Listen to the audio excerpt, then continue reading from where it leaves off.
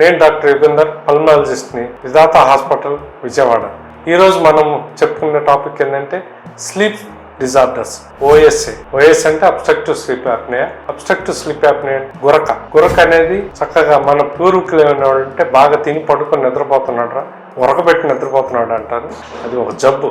అది జబ్బు అని పూర్వం రోజుల్లో తెలిసేది కాదు. తర్వాత కొంతకాలం ఆఫ్టర్ 90s, అరౌండ్ 90s ఇది ఒక జబ్బు అని నిర్ధారించారు. దాన్ని అబ్స్ట్రక్టివ్ స్లీప్ యాప్నియా అంటారు. ఇది నిద్రలో ఎక్కువగా ఉరకబెడతా ఉంటారు. ఒక్కోసారి మధ్యలో ఆపేస్తూ ఉంటారు, సడన్గా లేచి కూర్చుంటారు.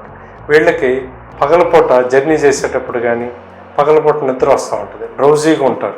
సో వీళ్ళని చూడంగానే ఏంటంత మత్తుగా ఉన్నారని అంటారు. ఇదేంటంటే అబ్స్ట్రక్టివ్ స్లీప్ యాప్నియా. సో ఈ ప్రాబ్లం ఉన్న వాళ్ళకి హార్ట్ అటాక్స్ కానీ, CVS, cardiovascular diseases like BP ఇట్లాంటివన్నీ వచ్చే అవకాశాలు ఉంటాయి. అందుకని వీళ్ళు స్లీప్ స్టడీ అనే ఒక టెస్ట్ చేస్తాం. టెస్ట్ చేసి దాన్ని బట్టి వ్యాధి నిర్ధారించి ట్రీట్మెంట్ ఇస్తాం. వ్యాధి రెండు రకాలుగా ఉంటుంది, central sleep apnoea and obstructive sleep apnoea. Central sleep apnoea అంటే బ్రెయిన్లో ప్రాబ్లం ఏమంటే తెలుస్తుంది. అబ్స్ట్రక్టివ్ స్లీప్ యాప్నియా అంటే ట్రేకియాలో కానీ వీటిలో నిద్రలో వచ్చే ప్రాబ్లం వల్ల తెలుస్తుంది మనం. వీటికి డెఫినెట్లీ ట్రీట్మెంట్ ఉంది. ట్రీట్మెంట్ మూడు రకాలుగా ఉంటుంది.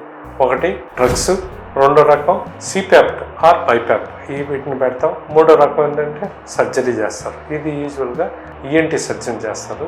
సో చక్కగా తగ్గుతుంది. ట్రీట్మెంట్ ఎర్లీగా ట్రీట్మెంట్ తీసుకుంటే ఈ బీపీ రావటం కానీ ఇట్లాంటి ప్రాబ్లం, హార్ట్ అటాక్స్, సివిఏ ఇట్లాంటివి రాకుండా మనం కాపాడచ్చు. Thank you.